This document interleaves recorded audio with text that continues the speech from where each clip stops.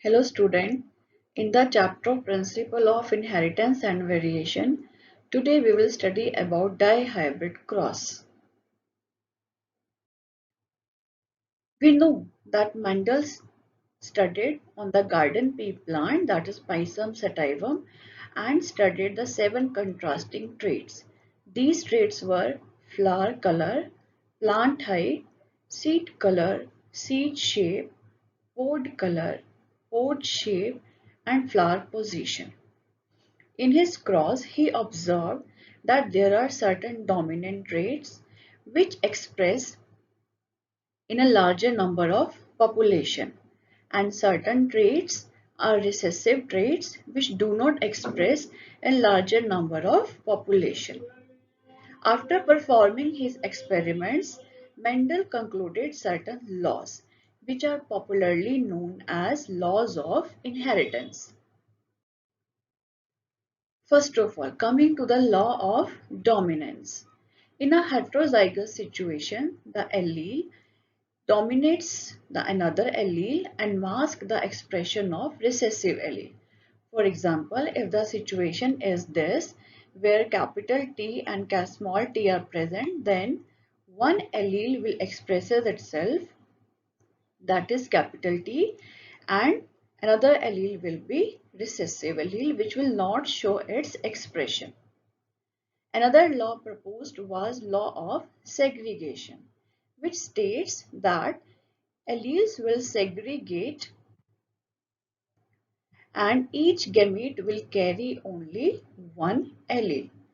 These laws were concluded after the performance of monohybrid cross. Mendel also proposed test cross. As the name suggests, it is going to test something. So what it is going to test? Basically, it tests whether the organism is heterozygous or it is homozygous.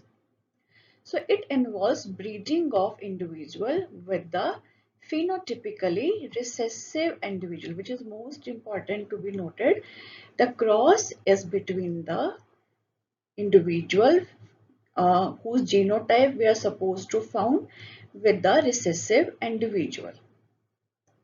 We know that when a plant is tall, then it can show both kind of situation. Plant may be homozygous or it is heterozygous.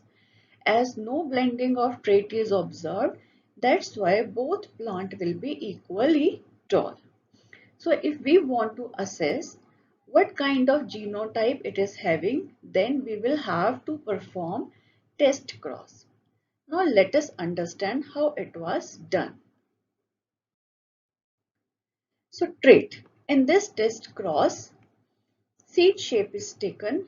We know that dominant trait is that round seeds will be there, and in the recessive state it will be wrinkled. So parents could show any kind of genotype, right? Then we are crossing it with the recessive trait which is wrinkled.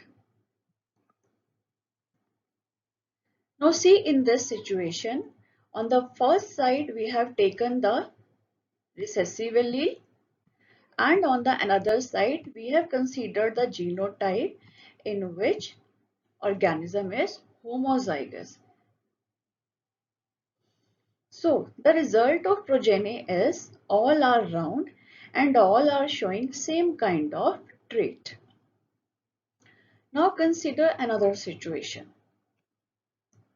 When the organism is heterozygous, here we have taken capital R and small r, and here we are crossing it with the recessive individual.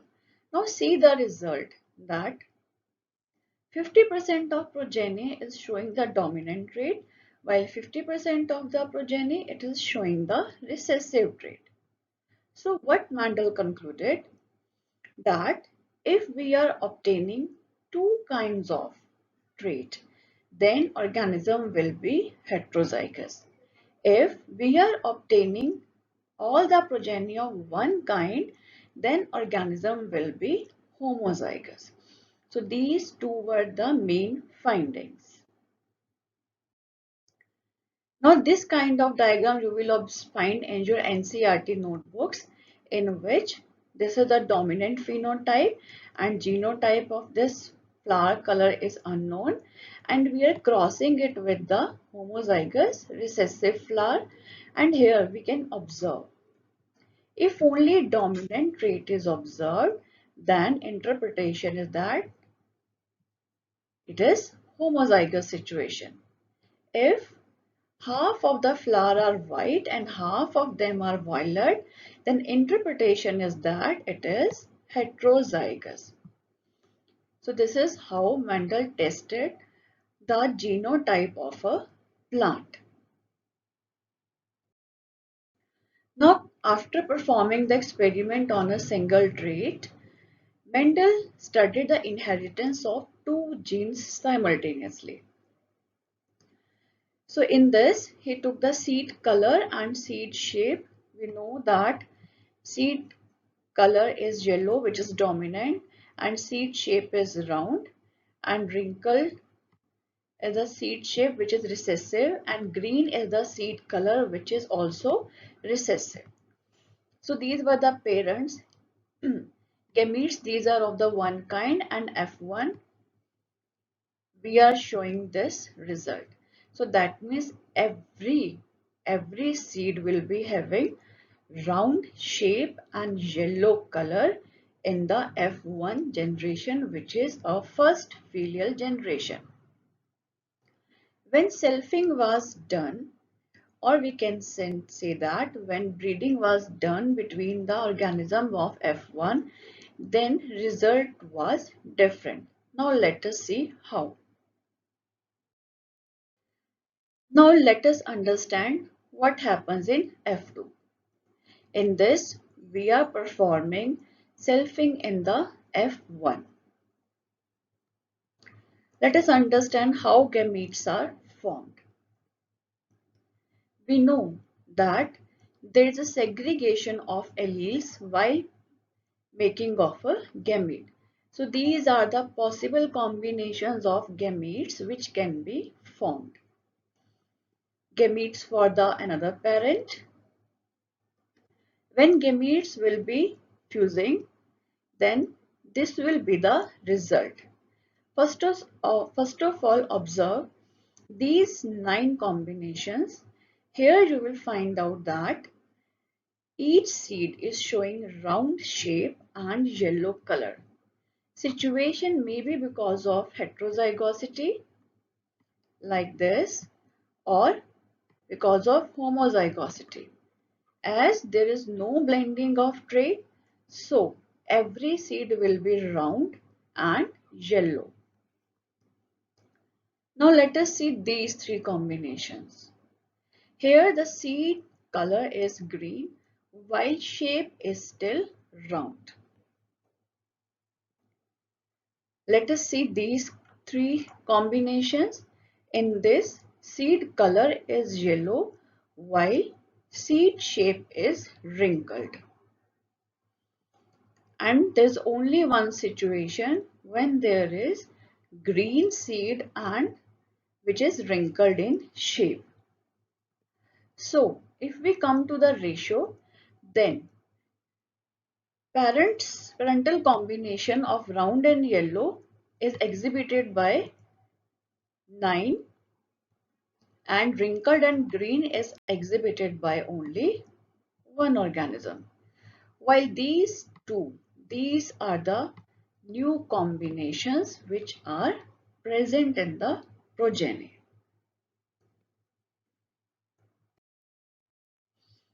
This is a diagram which you find in your NCERT textbook. The same description is showing over here with the same ratio which we have seen earlier. So in the inheritance of 2 genes, Mendel studied 2 characters at a time. We know that ratio in the monohybrid cross is 3:1, while in the dihybrid cross it is 9:3:3:1. We know that genes they segregate independently. So if we multiply these, we will get the same result. So, after performing dihybrid cross, Mendel concluded law of independent assortment, which states when two pairs of traits are combined in a hybrid, segregation of one pair of character is independent of another. That is why the ratio is 9 is to 3 is to 3 is to 1. Different genes they assort independently because these are present on different chromosomes and which align independently during metaphase 1 of meiosis. And we know that metaphase 1, or we can say that meiosis 1 is a reductional division. So here in this diagram you can see that, see the alignment. See this alignment and in this alignment. So there is a difference, and because of this we get the possible combination of the gametes. That is why while making the Punnett square for the dihybrid cross, we have considered each possibility. So there was a certain reasons behind the Mendel's success, because Mendel was not the only one who was trying to study inheritance and variation. Many scientists were doing this work, but Mendel was lucky one. And reasons were, Mendel selected pea plant which is showing the short life cycle. So that is why Mendel could study large number of offspring. And one more thing was that, as we know that in a pod many seeds are present, in a single progeny Mendel was able to found so many of offsprings. Another important thing is pea plant can be self-pollinated and cross-pollinated.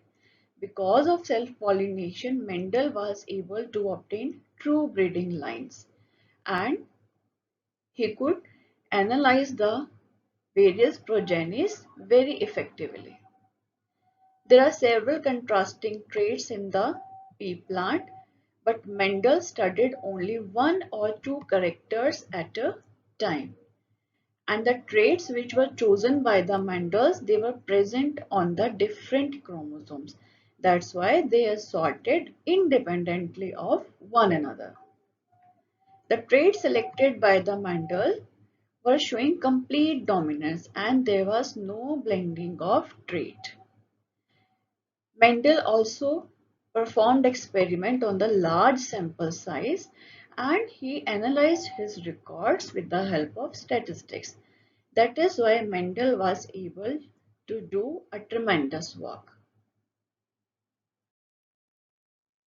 But after doing such a great work, Mendel's work remained unnoticed for almost 35 years. And around 1900, his work was recognized. The reason behind the work which remained unnoticed was that communication was not easy at that point of time. Concept of genes and chromosomes were not accepted.